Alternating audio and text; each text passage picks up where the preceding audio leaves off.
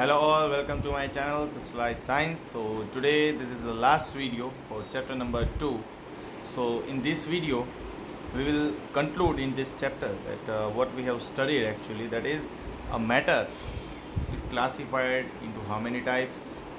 Then again, what is the classification of pure substance, what is classification of mixture, and we will also study the difference between mixture and compounds, and then we will end this chapter. Okay, so let's begin. So as you can see in the picture that matter is divided into two types, that is pure substance and mixture. Matter है वो दो चीज़ में divided होता है. First है pure, एक substance है, दूसरा है मिक्सचर. ठीक है, तो प्योर सब्सटेंस है वो फिर से दो चीज़ों में बाइफर्केट होता है. फर्स्ट है एलिमेंट, दूसरा है कंपाउंड.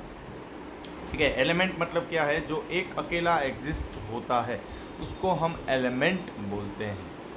ठीक है, जैसे कि यहाँ पे ग्रेफाइट दिखाया है. ग्रेफाइट एक नॉन मेटल, एक एलिमेंट है. ठीक है, मैं आपको एलिमेंट में क्या क्या आते हैं वो मैं आपको नेक्स्ट पिक्चर में दिखाने वाला हूँ. ठीक है, कंपाउंड तो वाटर जैसे H2O से बना होता है. तो आप देख सकते हो कि यहाँ पे एक ऐसा मॉलिक्यूल है कि जिसमें दो ब्लू और एक रेड के साथ अटैच्ड है. तो आप सोच रहे हो कि सर ये क्या डायग्राम बताना चाहता है. तो देखिए, तो मैं यहाँ पे एक रेड सर्कल ड्रॉ कर रहा हूँ जिसको नाम मैं H दे रहा हूँ. ठीक है, उसके साथ आप देख सकते हो छोटे छोटे ब्लू सर्कल्स अटैच्ड है. तो वो छोटे छोटे ब्लू सर्कल्स हैं वो किसके हो सकते हैं. सॉरी, एक्चुअली मैंने रिवर्स वे से लिखा है. तो देखो, ये जो एटम है वो ऑक्सीजन का एटम है, और जो बाकी के जो दो एटम जो है वो हाइड्रोजन के एटम्स हैं, जो ब्लू छोटे छोटे एटम्स. ये H है और ये भी H. तो ये पूरा बना एक कंपाउंड जिसको हम बुलाते हैं वाटर, जिसका फॉर्मूला होता है H2O. तो आप देख सकते हो दो H है और एक O है. ठीक है, तो इसके लिए इसको कंपाउंड बोलते हैं. मिक्सचर हमने देखा है दो टाइप के होते हैं, होमोजीनियस और हेट्रोजीनियस. होमोजीनियस में सिर्फ एक लेयर होता है, हेट्रोजीनियस में एक से ज़्यादा लेयर हो सकते हैं. ठीक है, तो अब हम आगे बढ़ते हैं कि भाई ये एलिमेंट हैं वो फर्दर कैसे क्लासिफाइड हो सकते हैं. तो आप देख सकते हो elements is classified into metals and non-metals. Chemically elements are classified into metals and non-metals. Non-metals में ये सब लोग आते हैं जो आपको दिख रहे हैं. metals में बाकी सारे आते हैं. ठीक है, तो metals है वो बहुत ज़्यादा होते हैं. अभी के लिए alkali earth metal, lanthanides, actinides, halogens. ठीक है, ये सब कुछ नॉन मेटल्स और नोबल गैस, ये सब कुछ इतना सारा आपको याद रखने की ज़रूरत नहीं है. सिर्फ आप ये याद रखिए कि elements is classified into two types. First is metal and another is non metals. Okay, metal में क्या क्या आता है आपको मालूम है. मेटल्स की प्रॉपर्टीज़ क्या होती है वो हम अभी देखने वाले हैं. ठीक है, मेटल्स और नॉन मेटल्स की प्रॉपर्टीज़ क्या होती है वो अभी हम डिस्कस करने वाले हैं. ठीक है, तो एलिमेंट से वो दो टाइप के हो सकते हैं, या फिर वो मेटल हो सकते हैं या फिर वो नॉन मेटल्स. तो स्टार्ट करते हैं पहले मेटल्स से. तो देखिए, मेटल्स जो होते हैं उसकी प्रॉपर्टी को स्टार्टिंग से देखते हैं. तो मेटल्स की प्रॉपर्टीज में सबसे पहला वो होता है हार्ड.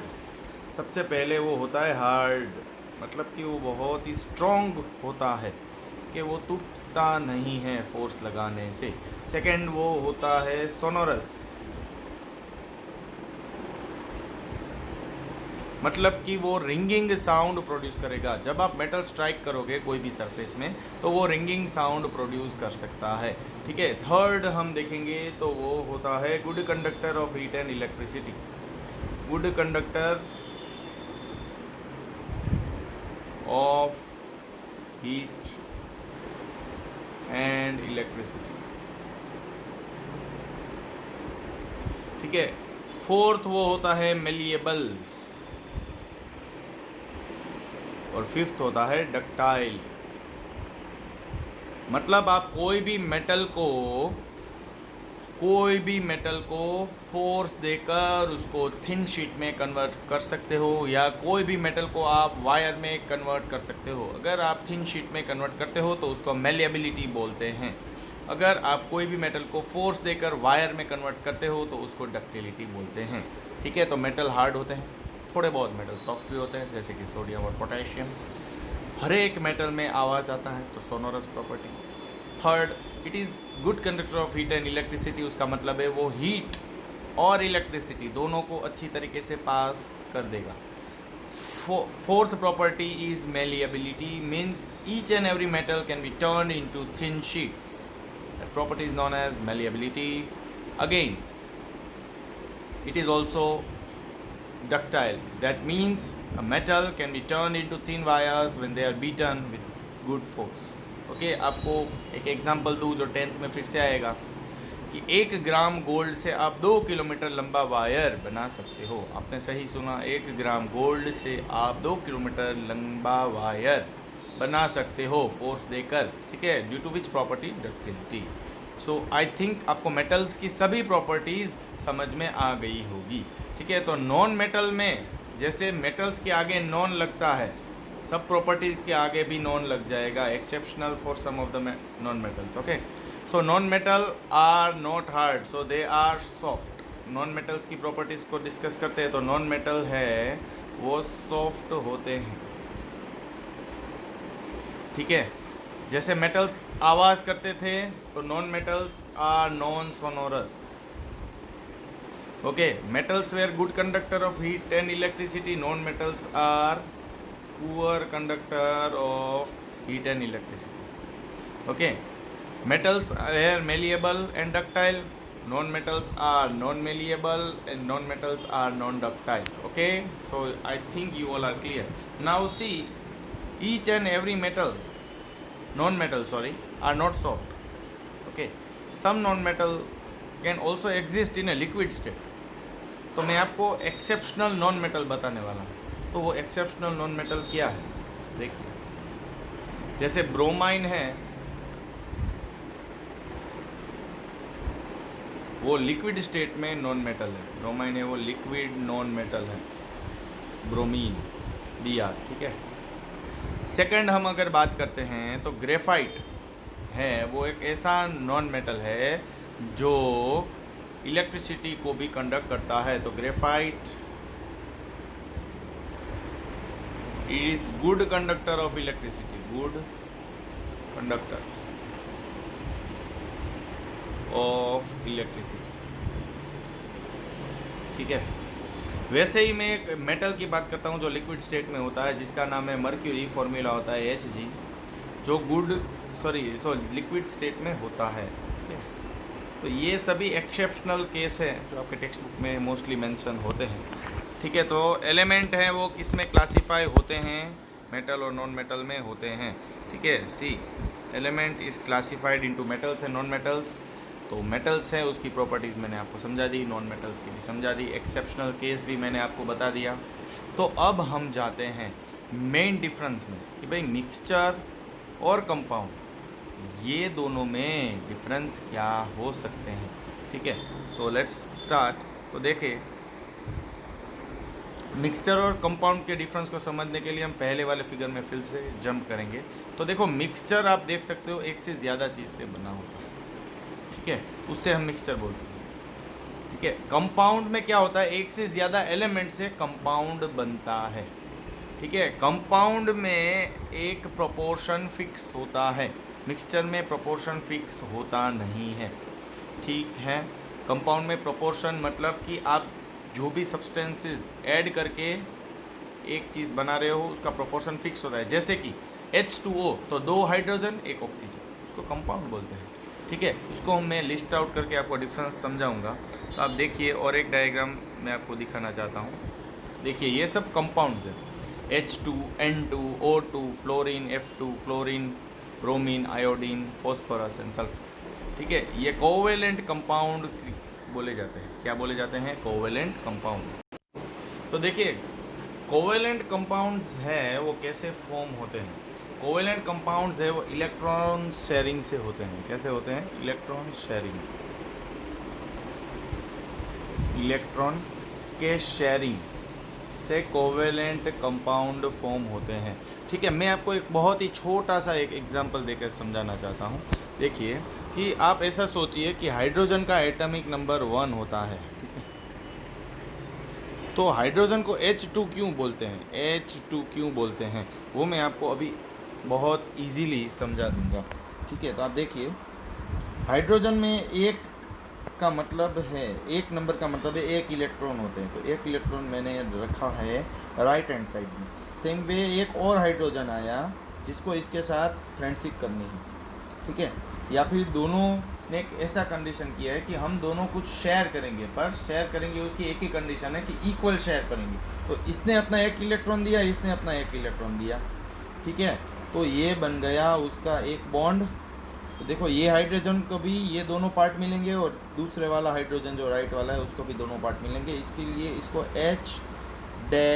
H से इंडिकेट किया है। आप अगर देख सकते हो तो H बीच में ये लाइन दिख रही होगी आपको, ठीक है। तो ये बॉन्ड का नाम है H, ये बॉन्ड का नाम है कोवेलेंट बॉन्ड। इसलिए ये कंपाउंड जो फॉर्म हुए उसको कोवेलेंट कंपाउंड बोलते हैं। Covalent bond is a bond which is formed by electron sharing, ठीक है। तो ये हो गया कंपाउंड की एग्जाम्पल्स, ठीक है। अब हम जाते हैं इसके डिफरेंस में। तो डिफरेंस क्या है, सी एलिमेंट्स और compound just mix together to form mixture and no new compound is form. तो मिक्सचर में क्या होता है, कोई भी एलिमेंट और कंपाउंड मिक्स हो जाते हैं पर इससे कोई नई चीज़, नया कंपाउंड फॉर्म नहीं होता है, इसका कुछ भी यूज़ हो सकता नहीं है, ठीक है। Elements react to form new compound. Elements, दो एलिमेंट ने रिएक्ट किया, जैसे कि हाइड्रोजन और ऑक्सीजन, और क्या बनाया, H2O बनाया, ठीक है, H2O बनाया। तो ये बन गया नया कंपाउंड जो हमें हमारे लिए काम आता है, ठीक है। So I think now you are clear with the first difference. Now we will move to the second difference, okay.